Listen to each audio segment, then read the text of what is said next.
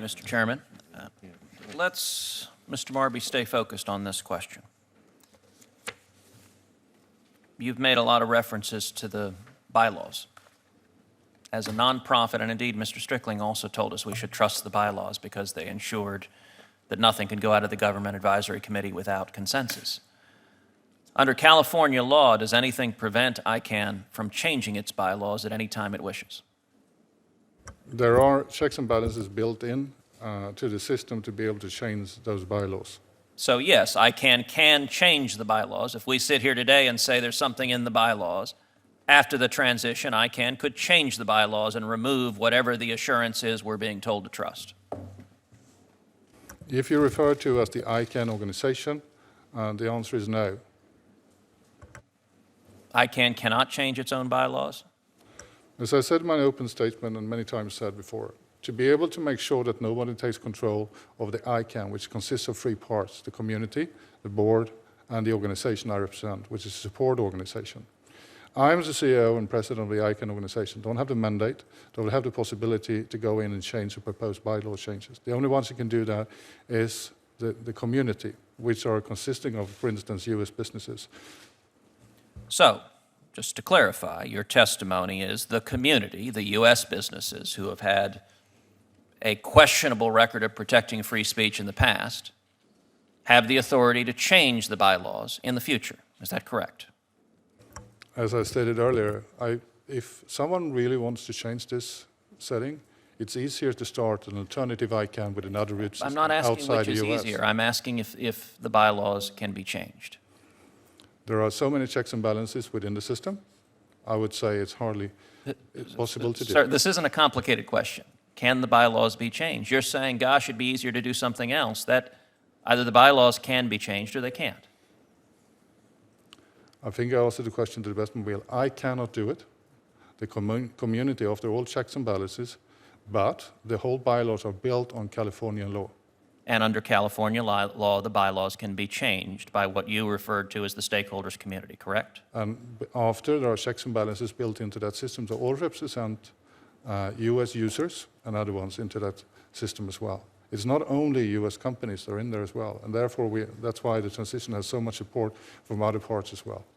Now, to follow up also on your exchange with Chairman Grassley, can you tell this committee today that there is zero possibility that ICANN will choose to move abroad to a foreign jurisdiction?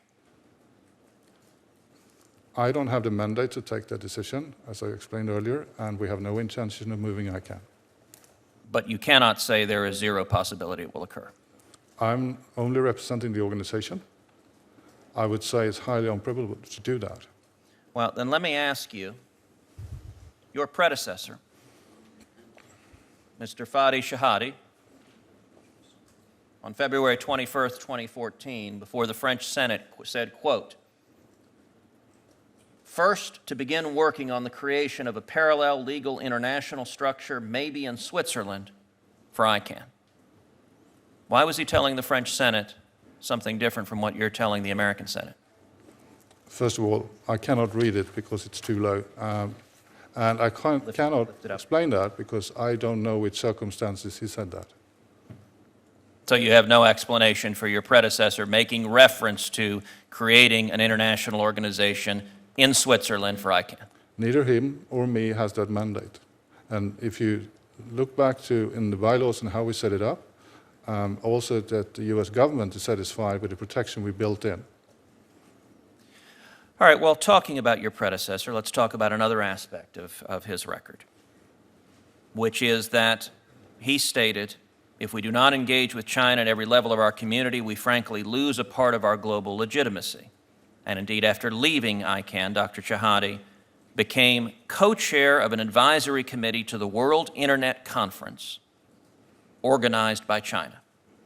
He did so after Reporters Without Borders called for a boycott on that conference, saying that China was an enemy of the internet.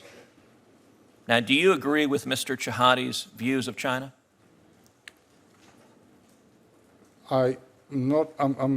Maybe this is my English. I don't really understand the question. Do you agree with Mr. Shahadi's views about China, about the legitimacy of China, about the need to work with them, even when they are censoring the internet? My understanding is that there are about 300 million internet users in China. We are a non-political technical community that works to be able to make sure that the internet functions technically. I cannot vouch for what my predecessors said in different surroundings. Well, let me ask you this. Do you agree with what Reporters Without Borders said in December of 2015, that China is, quote, the world's leading enemy of the internet? Do you agree with that? You're asking a personal questions, which I will now ask in a personal way, if I may. The reason I'm working for ICANN, the reason I took this job, the reason I left private sector, is because I think internet is a vehicle, as you believe, Senator, to be able to open up hearts and minds of people around the world. I don't even go close to what you do when it comes to policies, what happens on top of the internet. ICANN cannot prevent anyone, any country, any network owner to prohibit their users to be able to prohibit access to information on the internet. What we do is to create the opportunity for networks of networks, for other ones to use or not to use. It's a voluntary system. Sir, so let me just ask this question again, because you did not answer it.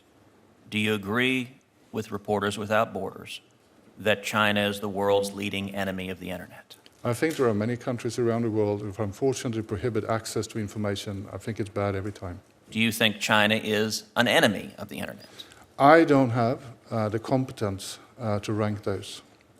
I didn't say rank. I said, do you agree that China is an enemy of the internet? I think there is a highly potential risk if the transition doesn't go through, that China, together with Russia and other countries, will use that possibility to move the supervision of ICANN over to the UN. Is ICANN bound by the First Amendment? I think you know the answer to that question. And I'm asking your views. To my understanding, no. I want to finally make a point that the criticism, the opposition to transferring control of the internet to an international community of stakeholders without any authority of the U.S. government is bipartisan criticism. It is across the spectrum, because freedom, ensuring the internet free of censorship, is and should be a bipartisan objective. I would note that former Obama administration Federal Trade Commission Chairman John Leibovitz has stated that it, quote, it was difficult for the Commission to get straight answers out of ICANN, and, quote, that if commerce cuts the umbilical cord with ICANN before these issues are ironed out, there will be a lot of risk to consumers. That's the chairman of the Federal Trade Commission appointed by President Obama.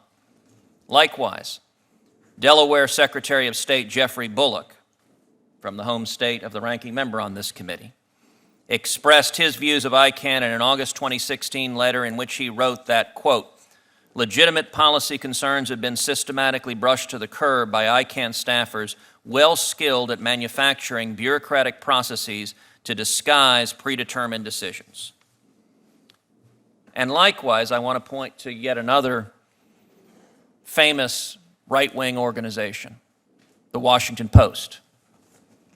The Washington Post editorial board said, quote, it's bad enough that these authoritarian governments repress online expression within their borders.